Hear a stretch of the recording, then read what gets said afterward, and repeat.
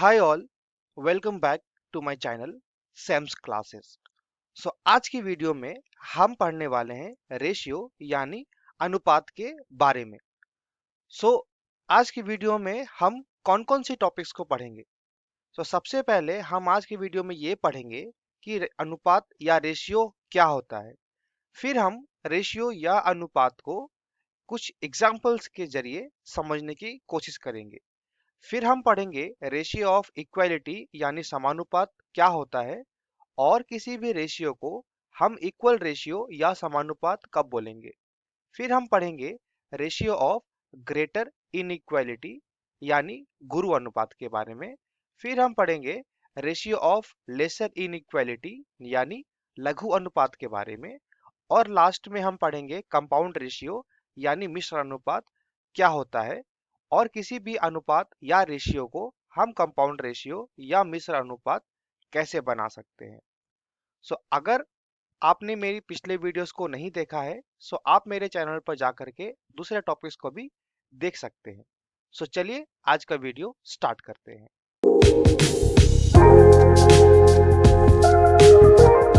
होता है सबसे पहले रेशियो मतलब है हम दो क्वांटिटी को कंपेयर करेंगे या तुलना करेंगे सेम काइंड के। सेम काइंड मतलब दो क्वांटिटी या दो चीज जिसको कि आप रेशियो या अनुपात के रूप में लिखेंगे। हम लोगों को सबसे पहले ये चेक करना है कि वो दोनों चीज जो है वो एक ही टाइप के हैं कि नहीं। मतलब आप हाइट को कंपेयर कर सकते हैं हाइट के साथ में, आप वेट को कंपेयर कर सकते हैं वेट के साथ में, लेकिन आप हाइट और वेट को साथ में कंपेयर नहीं कर सकते। किसी व्यक्ति की हाइट अगर 5 फुट है और किसी व्यक्ति की हाइट अगर 3 फुट है आप कंपेयर करके बता सकते हैं कि उस व्यक्ति की हाइट छोटे वाले व्यक्ति से 2 फुट ज्यादा है। आपने कैसे कंपेयर करा? क्योंकि आपने उन दोनों व्यक्तियों का हाइट को कंपेयर करा। इस केस में दोनों व्यक्तियों का कॉमन क्या था? दोनों व्यक्तियों का कॉमन था हाइट। और अगर किसी व्यक्ति का वजन ज्यादा है और किसी व्यक्ति का वजन अगर कम है उस केस में आप बोल सकते हैं कि पहले वाला आदमी या मोटा आदमी पतले वाले आदमी से इतना किलो या 50 किलो ज्यादा भारी है। उस केस में हम लोगों ने उसका भारीपन या वेट को कंपेयर किया। लेकिन आप नहीं बता सकते कि किसी व्यक्ति की हाइट और किसी व्यक्ति के वेट में क्या कंपेयर है या क्या डिफरेंस है, क्योंकि हाइट और वेट उन दोनों को मापने का तरीका अलग अलग है। अगर दो क्वांटिटी या कोई भी दो चीज जिसका कि दो की अलग अलग काइंड के हो, अलग अलग टाइप के हो, आप उन दोनों चीजों को कंपेयर करके रेशियो के फॉर्म में नहीं लिख सकते। सबसे पहले जब भी आपको क्वेश्चन में अगर पूछेगा कि आपको किसी भी दो चीजों का रेशियो निकालना है सबसे पहले आपको ध्यान रखना है कि वो दोनों चीज क्या सेम काइंड के हैं कि नहीं है। मैं आपको एक और एग्जांपल देता हूँ। अगर मैं आपको बोलता हूँ कि आपको 5 रुपए और 50 पैसे को कंपेयर करना है, राइट? किसको कंपेयर करना है? 5 रुपए और 50 पैसे को आपको कंपेयर करना है। सबसे पहले आपको क्या चेक करना है? सबसे पहले आपको चेक करना है कि ये वाला पहला क्वांटिटी जो हम लोगों को दिया है और ये वाला दूसरा क्वांटिटी जो हम लोगों को दिया है, इन दोनों क्वांटिटी का क्या सेम काइंड के हैं कि नहीं है। तो देखिए इस एग्जाम्पल में ये दोनों सेम काइंड के नहीं है, क्योंकि पहले वाले क्वांटिटी को या पहले वाले चीज को हम लोग रुपए में लिख रहे हैं, मतलब उसका मान रुपए में है, वैल्यू रुपए में है, और दूसरे वाले का वैल्यू है पैसे में। एक का रुपए है एक का पैसे है, आप उन दोनों चीजों को डायरेक्टली कंपेयर नहीं कर सकते या उन दोनों को डायरेक्टली आप रेशियो के फॉर्म में नहीं लिख सकते। तो आपको रेशियो के फॉर्म में लिखने के लिए या तो आपको रुपए को पैसे में कन्वर्ट करना पड़ेगा और या तो आपको पैसे को रुपए में कन्वर्ट करना पड़ेगा, राइट? अगर आप कन्वर्ट नहीं करते हैं तो आप उन दोनों को कंपैरिजन या रेशियो के फॉर्म में आप नहीं लिख सकते हैं। 1 रुपए मतलब होता है 100 पैसे। 5 रुपए मतलब कितना हो गया? 5 रुपए मतलब हो गया हमारा 500 पैसे, राइट? और फिर हमारा दूसरा क्वांटिटी क्या लिखा है? दूसरा क्वांटिटी हमारा लिखा है 50 पैसे। इस एग्जाम्पल में अब आप देख सकते हैं जब मैंने रुपए को पैसे में कन्वर्ट करा अब ये वाला क्वांटिटी भी पैसे में आ गया 500 पैसे, और ये वाला क्वांटिटी सेकेंड क्वांटिटी भी आ गया हमारा 50 पैसे में। इन दोनों का अब यूनिट क्या है? इन दोनों का यूनिट है पैसा। नाउ जब दोनों का यूनिट पैसे में आ गया है तब हम इन दोनों क्वांटिटी को रेशियो के फॉर्म में या अनुपात के फॉर्म में लिख सकते हैं। सो आई होप कि आपको ये एग्जाम्पल से समझ में आया होगा कि हम किसी भी दो चीजों को अनुपात के फॉर्म में कब लिख सकते हैं। फिर हम ये देखेंगे कि हम रेशियो को कैसे पढ़ते हैं। मान लो कि इस एग्जाम्पल में आप लोगों को 50 और 500 ये दोनों आपको दिया है, 500 पैसे एंड देन 50 पैसे, राइट। अब आप इन दोनों को रेशियो के फॉर्म में लिख के कैसे पढ़ेंगे। आप रेशियो मतलब है आपको यहाँ पे एक कॉलन लगाना पड़ेगा, ये हमारा है रेशियो का साइन। 500:50, या तो आप ऐसे पढ़ सकते हैं कि 500:50, या आप ऐसा भी पढ़ सकते हैं 500:50। दोनों ही केस में कोई प्रॉब्लम नहीं है, लेकिन आपको सिर्फ एक बात का ध्यान रखना है, जब भी आप किसी की चीज को या किसी क्वांटिटी को जब रेशियो में कन्वर्ट करेंगे, तो आपको ये चेक करना है कि उन दोनों क्वांटिटी का जो यूनिट होगा वो यूनिट सेम होना चाहिए, तभी आप उसका कंपैरिजन या रेशियो निकाल सकते। इस एग्जांपल में हम लोगों को 5 रुपए और 50 पैसे दिए हुए थे। हम लोगों ने 5 रुपए को जब पैसे में कन्वर्ट करा, हम लोगों को कितना मिला, 500 मिला। कैसे मिला, 1 रुपए मतलब होता है 100 पैसे, 5 रुपए मतलब हुआ 500 पैसे, और फिर 50 पैसे हमारे पास में थे। अब इस केस में हम लोगों ने दोनों क्वांटिटी को पैसे में कन्वर्ट कर लिया। जब हम लोगों ने पैसे में कन्वर्ट कर लिया, तब हम उन दोनों क्वांटिटी को रेशियो या कंपेयर कर सकते हैं। हम लोगों ने कंपेयर करने के बाद में या लिखने, जब हम लोगों ने उसको कन्वर्ट करा, हम लोगों को दो चीज मिला। एक चीज हमारा लेफ्ट में है पहला क्वांटिटी, दूसरा क्वांटिटी हमारा राइट में है। जो क्वांटिटी हमारे लेफ्ट में है उन क्वांटिटी को हम क्या बोलते हैं, उन क्वांटिटी को हम बोलते हैं एंटीसीडेंट। और सेकेंड क्वांटिटी जो हमारे राइट में है, उस क्वांटिटी को हम क्या बोलते हैं, उस क्वांटिटी को हम बोलते हैं हमारा कंसिक्वेंट। अब हम रेशियो को या अनुपात को एक एग्जाम्पल या उदाहरण के जरिए समझने की कोशिश करेंगे।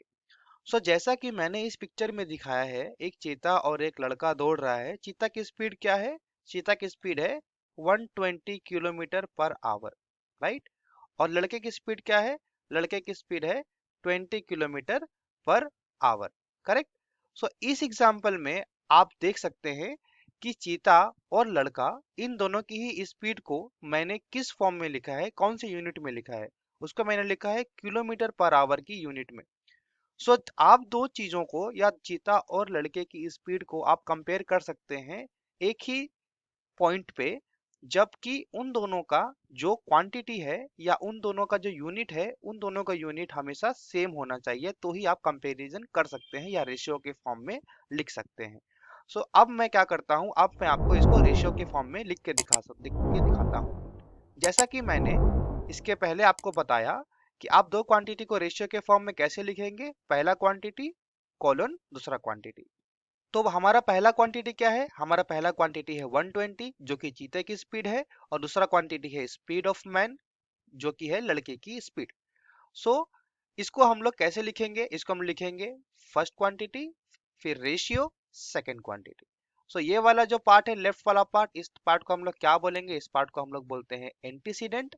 और जो राइट वाला पार्ट है उसको हम लोग बोलते हैं कंसिक्वेंट। एंटीसीडेंट मतलब है पूर्व पद हिंदी में, और राइट वाला पार्ट जो है कंसिक्वेंट, उसको हिंदी में बोलते हैं हम लोग उत्तर पद। ओके। जब आप दो क्वांटिटी को रेशियो में लिखेंगे, ऐसे लिखेंगे, फिर आपको उस क्वांटिटी को और ज्यादा छोटा करने की कोशिश करना है। हम छोटा कैसे कर सकते हैं, आपको वैसा नंबर ढूंढना पड़ेगा जो नंबर के टेबल में ये दोनों आता हो, या ये दोनों नंबर उससे कटता हो, डिवीजन जाता हो, ठीक है। आप रेशियो को एक और फॉर्म में भी लिख सकते हैं। तो हम रेशियो को 120 रेशियो 20 को हम लोग 120/20 भी लिख सकते हैं। अब आपको ये चेक करना है कि कौन से नंबर के टेबल में ये दोनों नंबर आता है।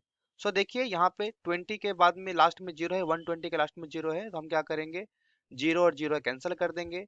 फिर हम 2 के टेबल में 2 1 बार में आता है, और 2 के टेबल में 12 6 बार में आता है, राइट। ऊपर बचा 6, नीचे बचा 1। अब किसी के टेबल से कोई कटेगा नहीं।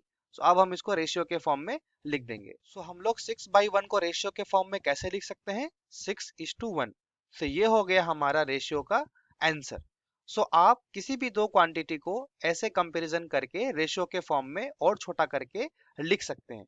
आई होप कि आपको ये एग्जाम्पल समझ में आया होगा। सो अब हम पढ़ेंगे रेशियो ऑफ इक्वलिटी यानी समानुपात के बारे में।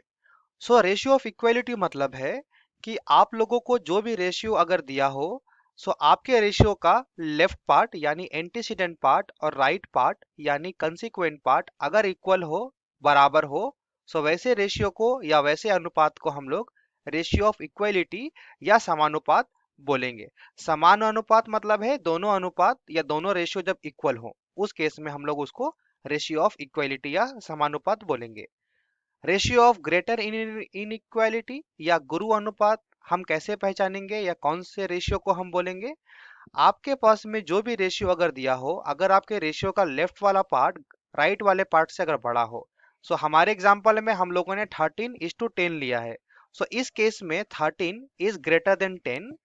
13 13 जो है वो 10 से बड़ा है, उस रेशियो को हम लोग रेशियो ऑफ ग्रेटर इनइक्वालिटी यानी गुरु अनुपात बोलेंगे। और रेशियो ऑफ लेसर इनइक्वालिटी यानी लघु अनुपात हम कौन से रेशियो को बोलेंगे? अगर आपके रेशियो का लेफ्ट वाला पार्ट राइट वाले पार्ट से अगर छोटा हो, हम लोगों ने जो एग्जांपल लिया है, हम लोगों ने एग्जांपल में लिखा है 10:13। सो 10 जो है वो 13 से छोटा है, लेफ्ट वाला पार्ट रेशियो का राइट वाले पार्ट से छोटा है। सो वैसे रेशियो को या वैसे अनुपात को हम लोग लघु अनुपात या रेशियो ऑफ लेसर इनइक्वालिटी बोलेंगे।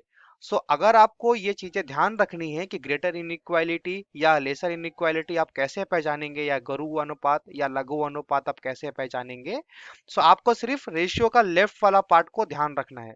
अगर आपके रेशियो का लेफ्ट वाला पार्ट बड़ा है, सो आप ग्रेटर इनइक्वालिटी बोल सकते हैं, और रेशियो का अगर लेफ्ट वाला पार्ट छोटा है तो आप लेसर इनइक्वालिटी बोल सकते हैं। सो आपको सिर्फ लेफ्ट वाला पार्ट अगर आप ध्यान रखेंगे तो आप ग्रेटर और लेसर या गुरु अनुपात या लघु अनुपात को याद रखने में आपको आसानी होगी। सो आज की वीडियो थोड़ी बड़ी हो रही है। सो मैं आपको कंपाउंड रेशियो के बारे में या मिश्र अनुपात के बारे में अपने अगले वीडियो में बताऊंगा। सो अगर आपको मेरा आज का वीडियो पसंद आया हो, so please subscribe to my channel and please like the video अगर आपको वीडियो पसंद आया हो। और अगर आपको मेरी वीडियो से कुछ भी सीखने को मिलता है, so please pass it to your friends, अपने दोस्तों तक पहुंचाएं और अपना सपोर्ट बनाए रखें। थैंक यू, मिलते हैं अगले वीडियो में।